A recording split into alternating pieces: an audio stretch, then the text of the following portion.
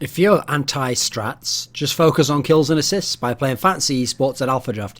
Pick out the players you think have a tendency to succeed on a particular day or against a set opponent and enter contests with them in your team, potentially winning Skrilla.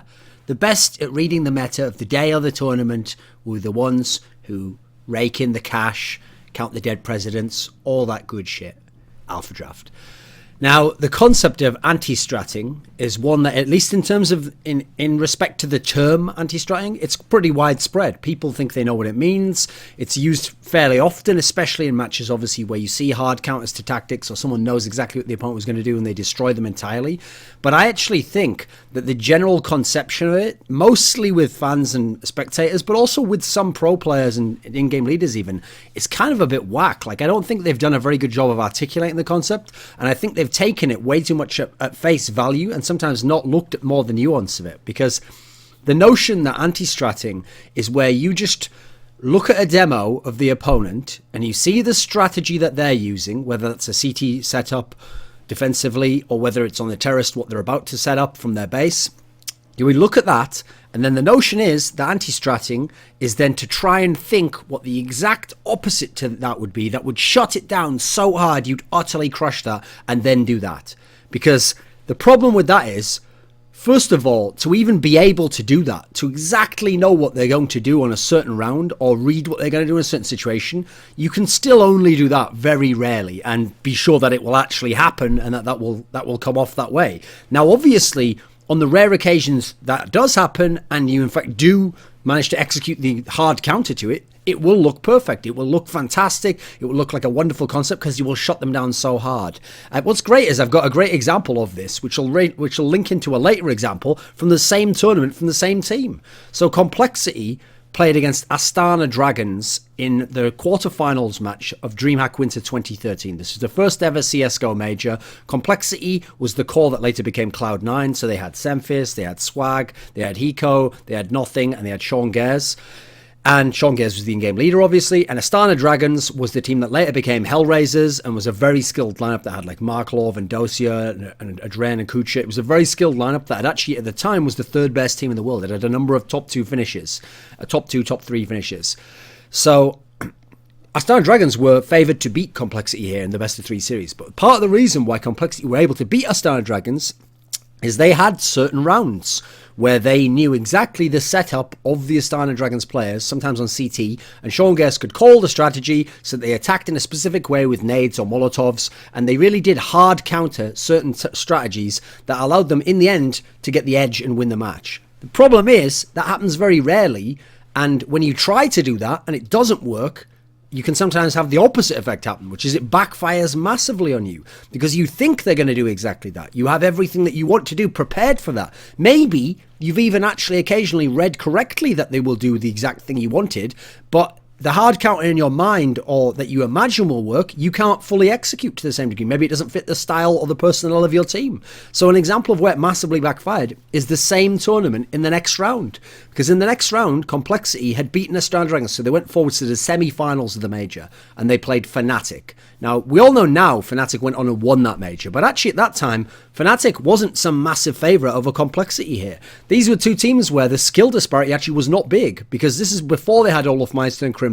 This was when the best players in Fnatic were Flasher, Schneider, JW, these three. JW mainly, but he was more of an online star, wasn't as good offline. Schneider was like pretty solid with good aim, but more like a consistent player. And Flasher was a good lurker, but didn't necessarily have mad skills, just had good skills.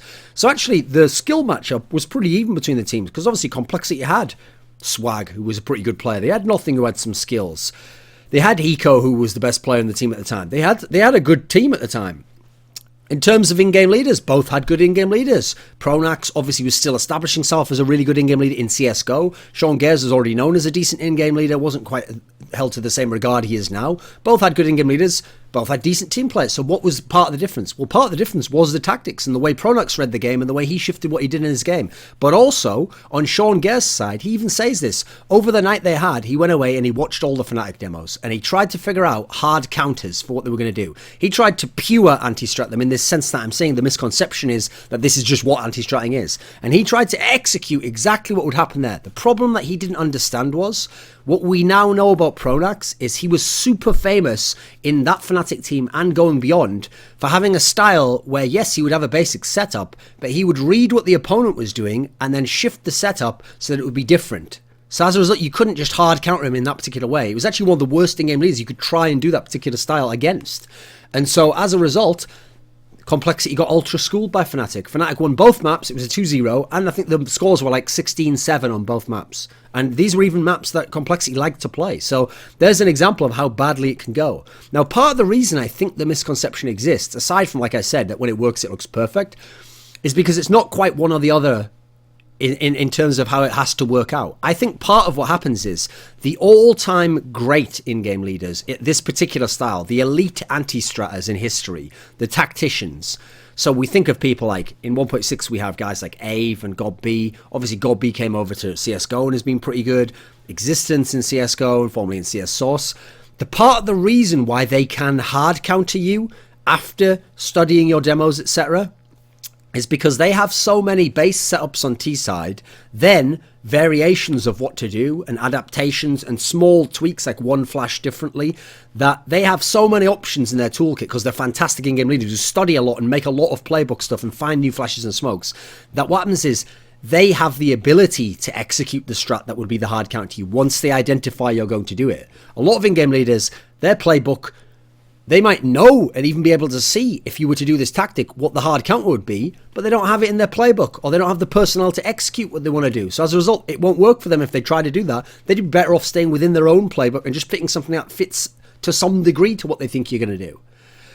So one of the other things is that style of play, because it's only the all-time great ones who do it, is also very rare. So everyone should not be trying this. Now, the best approach, the most typically ideal approach to thinking about anti-stratting and how to actually implement it is what I saw mentioned. It was actually quite well phrased, even though he didn't himself address this topic, in an answer by Zeus, not the Ukrainian player from Natas Vincere, but actually the coach of Luminosity. And it was an interview with hltv.org, which I will post up there.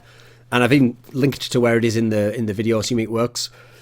And what he essentially says is, they ask him, like, how much do you guys actually watch demos? Do you study everything the opponent does? And essentially, some people would think you're asking, do you anti-strat the opponents? Now, he sounds like he's saying he doesn't, but in my conception, he is. Because what he says is, no, actually, what we do is we watch like a few games, and we think a lot about ourselves, and really we're just looking for tendencies of what we could attack or exploit in the opponent. Now, what's funny is that might sound like he's saying he doesn't anti-strat, because if he's using the old conception of trying to find the exact specific thing they do and then tailor this exact specific thing to it, yeah, he's saying they don't do that.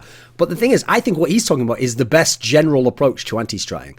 Essentially, when you watch the opponent's demo, you're not making a note of every little tiny piece of the setup and then trying to figure out how to crush it entirely. What you're doing is, you're trying to learn the overall tendencies of that team. So on an individual level, you want to know what the stars are doing. You want to know what the weak point on a certain map does. Tendency-wise, here's the key thing, not what he did in that one specific round, what his general pattern of players, how he moves around the map, how he responds to certain things and reacts to certain things, how he makes plays and from what situations he does so. And then in terms of a team, what overall style do they have? When do they group up? When do they go apart? When does one player go by himself? When do they play more aggressively? When do they turtle up a bit and be unwilling to push back through? These sorts of things, if you can read these, if you can learn these tendencies, you can then read the game when you're actually watching it, because you can see from the general tendencies what must be happening behind the opponent's eyes, as it was. You can exploit what they're doing, because now you have a sense for which areas they will have weaknesses in terms of overall tendency. So, okay, I don't have a perfect strat for this, but if I hit this site 2 or 3 times in this certain way, I know that generally their tendency is going to be more within what I want from them. Maybe they're more passive and they pull back off to try and do a retake. Maybe that's what I want, and so that's how I'm going to decide what I do from my own tactics anyway. And also to attack them. Maybe you know that the weak point in a site has a tendency to get flustered when he gets rushed in this particular scenario. That's when you maybe take case. So let's talk about an individual case in that scenario. If you have a specific opening, then it might help to know that the tendency of this guy who plays the defensive spot, for example, is he might pull back when people rush on him. Or in a different scenario, maybe if you throw a smoke down but no one comes through it initially, he's the sort of player who tries to make a play and thinks, what's if it's a fake, I'm going to get information. He comes through the smoke. Now you're waiting for him. So by understanding the basic tendencies, not just where he sits and what he does on the map, you're going to have a really good sense for how to exploit your own playbook as well as the opponent's. That's the key thing. Likewise, in terms of as a team and their style, if you're going to attack right into the center of a team, into the middle of a site, it's really good then to have a sense for, in general, what are this team's tendencies in terms of how they collapse onto an opponent? Or do they play off an opponent? On the map, if you attack a site, do they have a slow rotation, which either comes around behind you so you can catch it out and kill that guy, or goes slow the other way through their spawn to the other site? Therefore, if you attack faster, you can get set up before that guy can get there and have any impact on the map. You can see the way that it's the tendencies that really will benefit you the most, beyond those rare occasions when you can do perfect anti-stratting. Now, this method of being able to do this is something which partners and synergizes well with many other core components of the great in-game leaders. So if you have skills like you can design a great playbook of your own with many variants and many little details like we've seen from Na'Vi over the years, or Existences teams, or now Luminosity, then this will be a great skill set to have, this anti-stratting. Likewise, if you're good at reading the game inside the game, as in if you can take the small clues you see and the little bits of information you get and what the lurker tells you, and you can then decide from that what the opponent might be doing, and then you know his tendencies, now this is going to help a lot. Likewise, if you have players who can do a lot within your team, a lot of versatile players, a lot of skilled players, like the old Fnatic lineup with Pronax, now you're going to be able to execute a lot of actions and do a lot of great things once you know what's going on. So you can see how anti-stratting is not as simple as it's maybe always conceived of or represented when people talk about it, because it tends to be used in a very limited sense, like I say, of just a hard counter on a strat you knew exactly what they're going to do. But as a general concept, it is very useful, and it's something that's very valuable. And for people who are wondering, this only really started to be introduced in CS in terms of the term being used, anti-stratting, in around like 2004 to 2005. This is when we really heard a lot of emphasis being put on it. But actually, that was just the general concept back then. A lot of it was just trying to hard counter from watching the demos.